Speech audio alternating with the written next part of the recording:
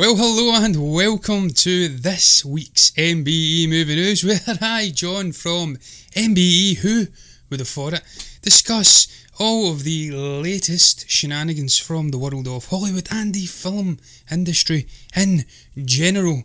Today, well, to be honest with you, there's not a huge amount of fresh news today. There's a couple of little interesting things that I'm going to share my views on. I find particularly thought-provoking. But the main topic that I'm going to be speaking about today is actually a couple of days old, but I have to speak about it. The nature of doing a now weekly movie news show means that there is going to be certain things that I'm behind on, and some things hopefully ahead in the curve on. But look, it's all about Taika Waititi, man. He's been confirmed to direct a new Star Wars movie. We of course had news about this. There was rumours going around the grapevine 2, 3, 4 months back. I think it was probably Variety or something like that that was releasing these rumours rather stealthily. We had the man himself coming out and saying, it's just a rumour, I'm not on board, I've not signed up to do anything. And as I will get into in a few moments, he has been speaking about not telling the whole truth when it came to news of him perhaps being linked or full on confirmed as directing a Star Wars movie. We've seen it with Ewan McGregor as well. When he was laughing away like a giddy schoolboy about having to keep it all stum, keeping it quiet over a 2, 3, 4 year period. There was ongoing news and rumours and talks about doing an Obi-Wan series, and he had to keep it under cover, under wraps. But look, I am absolutely delighted for the man himself. Anyone who's seen the Mandalorian TV show will know that this guy, there's something about his humour, there's something about his style in terms of directing, what he brings to the table. It just seems to mesh beautifully with universes, pre-established universes, with pre-established lore. We've seen it before. He took that character, he shook it up, he gave us something distinctly different. He reinvigorated Chris Hemsworth with that character. He was becoming bored with the stuffy Shakespearean nature of the character. He was conformed to a certain identikit sort of idea of what that character was. He came in, he gave him new sort of creative freedom to ad-lib things in and do something different. He brought some humour in, as I did say, and he did it with The Mandalorian as well. He brought some amazing humour with obviously that IG unit. And just the way that he directed, I think he done 2 episodes, and I'm pretty sure the last episode was Taika Waititi, and it was just amazing. It just had his fingerprints all over it. He proved then that he could handle this Star Wars franchise. He could bring his own unique blend of creative goodness to it. And look, he has been confirmed. He's obviously did enough to endear himself to the... Well, he's done it anyway before at Disney, but also with Lucasfilm as that sort of subcompartmentalised element within the greater Disney umbrella. He has done enough to endear himself to perhaps Kathleen Kennedy, perhaps Bob Iger, perhaps Jon Favreau, depending on who you actually listen to these days. Perhaps Kennedy doesn't have as much power as she once did, maybe a year or so back. Perhaps they are transitioning over to Jon Favreau, although, as I will speak about in the next topic, might not be true just yet. She may still be holding some sway over things that are being done at Lucasfilm. But look, he's done enough. He's come in, he's going to be co-writing alongside Kirsty Wilson-Cairns, who is a fantabulous screenwriter. She worked with Sam Mendes on 1917, a simply stunning script, a simply stunning story about 2 men going off on a toe-curling journey across no man's land through enemy lines in World War I. She added in great little details, like the German soldier rotting on the actual river, which of course Schofield put his hand through. If you've seen the movie, she added in something in the script which evoked a sense of disgust. His body was a sort of substance like that of Camembert cheese. This is what this woman brings. She is a fabulous writer. Not only that, she's Scottish as well, and she's quite charismatic. I've seen her in obviously press junkets and whatnot, and press conferences and things like that, round tables with the actual people involved with that movie. She is a good person, so I'm glad for her.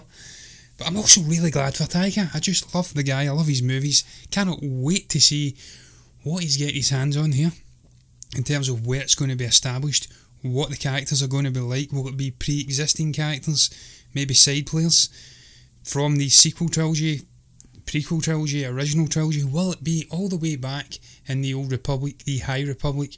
Will it be in the future? Will it be somewhere new? I don't know. I am excited for it, man. Not much could get me excited for Star Wars after the way that Disney Lucasfilm handled the sequel trilogy. It was ever diminishing returns until Jon Favreau and Dave Filoni, to a lesser extent, came on board with a unique idea in The Mandalorian, and it just brought back that simplicity that we all loved about Star Wars. Good humour, great characters, simplicity, nice little journeys. It was soap opera in its sort of setup, structure, and that reinvigorated my enthusiasm for Star Wars to a certain degree. I then went to see The Rise of Skywalker. It was okay. It wasn't amazing. Sort of identikit movie from a J.J. Abrams style director. He started off with good intentions. His entire story got destroyed in the middle movie, and then he did his best to finish it. But look, I was slightly on a downward note after seeing The Rise of Skywalker. Not so much an upward inflection. This news has reinvigorated me once again. I'm excited to see a Star Wars movie again, to see if this guy can recapture what he did with Thor Ragnarok. If he can bring a similar reinvigoration in for the people in that actual brand, in that franchise. See if he can be so good with his handling of this movie in conjunction with Kirsty Wilson-Cairns that he is offered a trilogy of movies, because the Lord knows he is infinitesimally more suited to doing a trilogy within the Star Wars world than, say, a Rian Johnson. And that's not dissing Rian. He is a good director. He's a unique brain, a unique filmmaking ability. We've seen it with Knives Out, we've seen it with Brick, we've seen it with Looper. Didn't see it with The Last Jedi for me. So I'm really, really excited about this news. I'm not going to linger on it way too long. He did, briefly though, poke fun at himself over the rumours, and him obviously deflecting these rumours. He says, turns out that, what was it? I'm actually trying to find this quote here, and it's doing my napper and I can't. He basically essentially says it turns out that the rumours weren't rumours at all, something along those lines, but it was a trademark Taika Waititi humour that he brought to it. But look guys, I'm going to move on to this next topic, something that semi-depresses me when I think about just what the hell is going on at Lucasfilm at this moment, aside to appointing the likes of Taika Waititi. The actual meat and bones of this story doesn't anger me. It doesn't have. I'm completely ambivalent towards this story.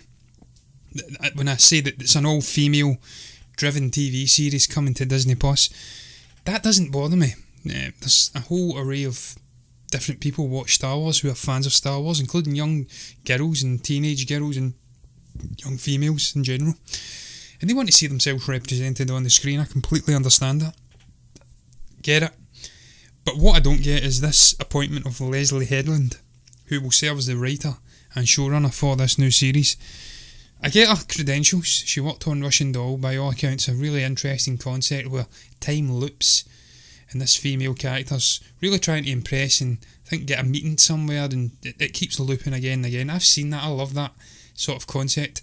My all-time favourite X-Files episodes were the ones where time looped. It was Fox Mulder waking up every day trying to stop a bank robbery and being killed. I can't recall the name. The other one, when they were stuck, him and Scully were stuck in the actual mushroom and were hallucinating and things were looping again and again. So I like that concept, and I like the fact she had the foresight to come up with that concept. What I don't like though is her history. It's mucky. It's disturbing. She has worked for Harvey Weinstein. She was a PA for the man.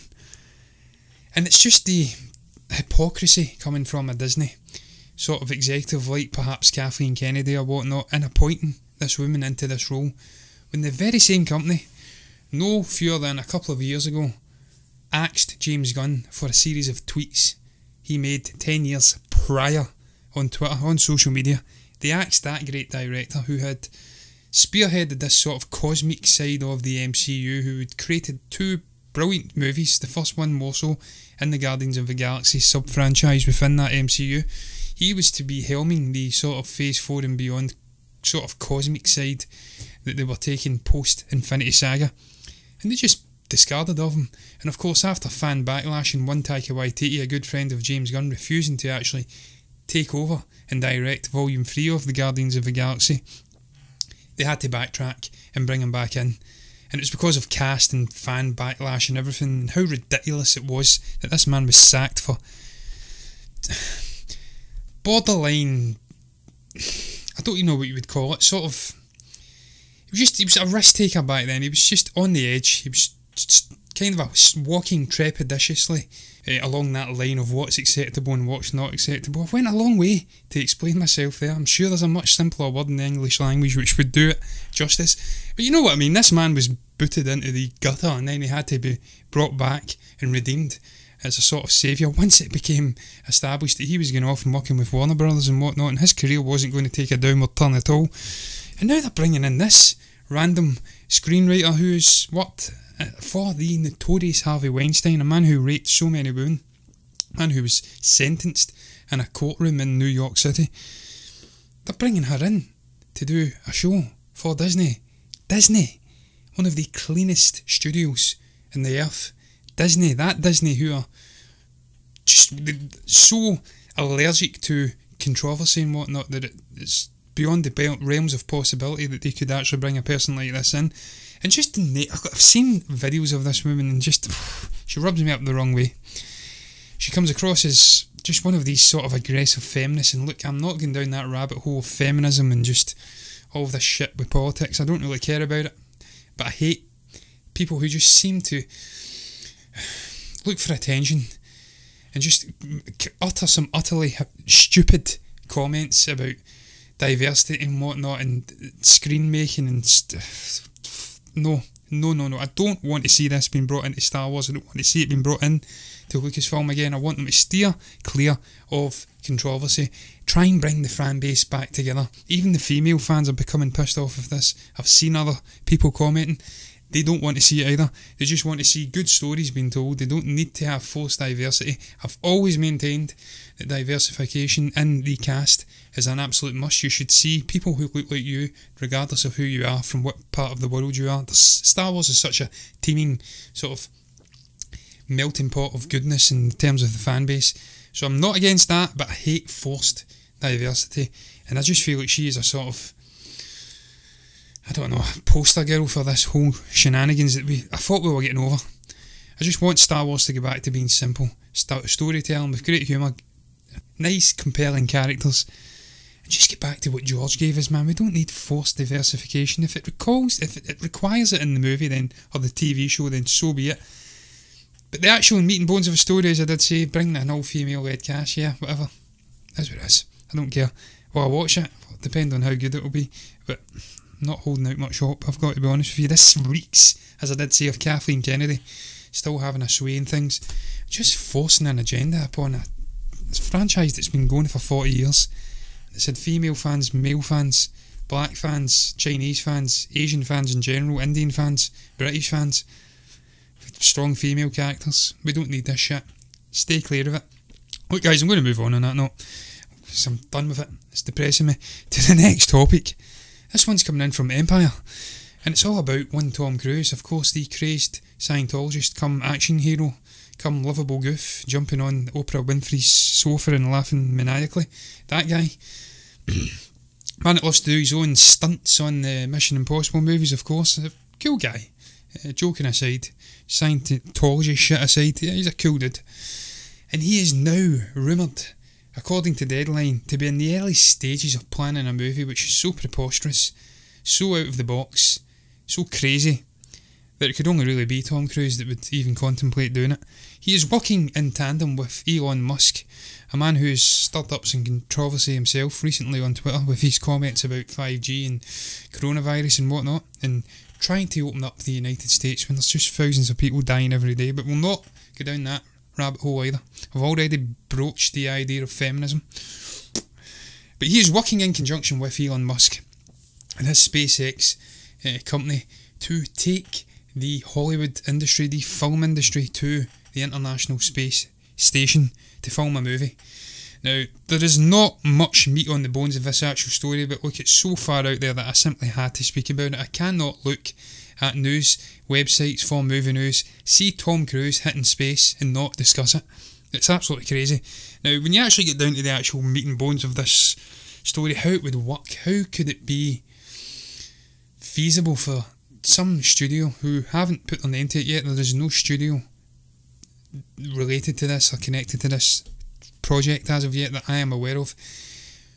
When you start breaking it down, what studio in their right mind would even remotely want to send up even a skeleton crew with Tom Cruise to the International Space Station with thousands of pounds worth of camera equipment and other technical stuff required to make a movie, and run the risk of it perhaps being damaged with radiation and whatnot? We do have the Van Halen radiation belts up there.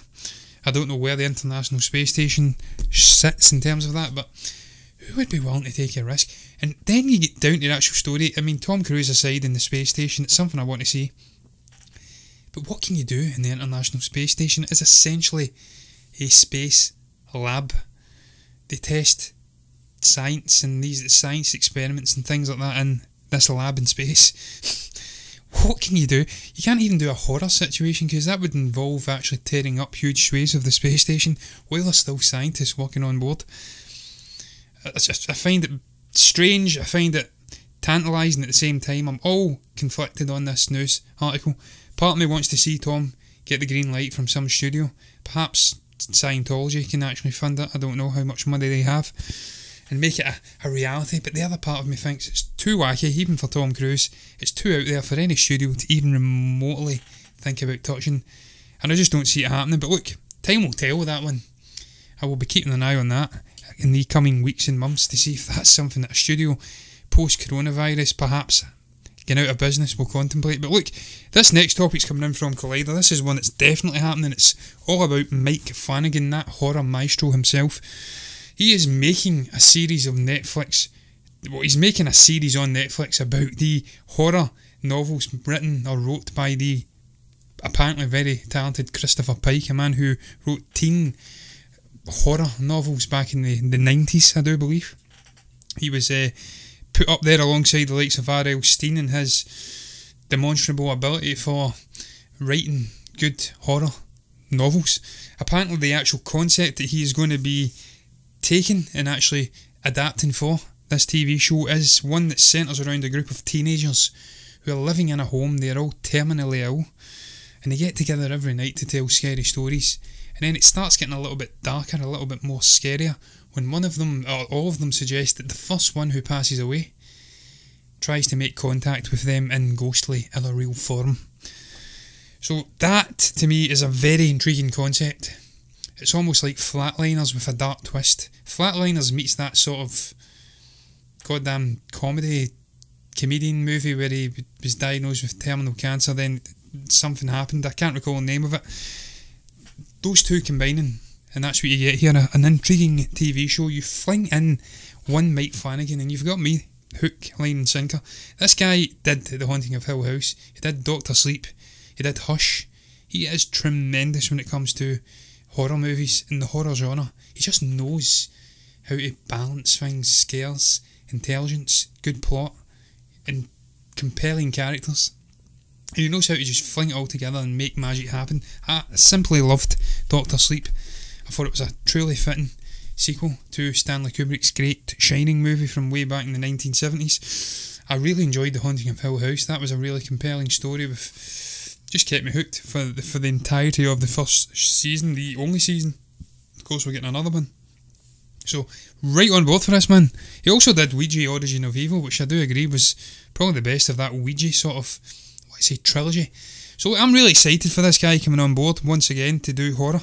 I'm excited to see how he adapts this Christopher Pike novel, because by all accounts, I did say, this guy is really talented at horror stories, and we're blending that with a guy who's really talented and got a great propensity for making good horror stories on the big screen and perhaps the small screen as well. Well, definitely the small screen. So really excited for this, really excited to see what Netflix have got in store for us.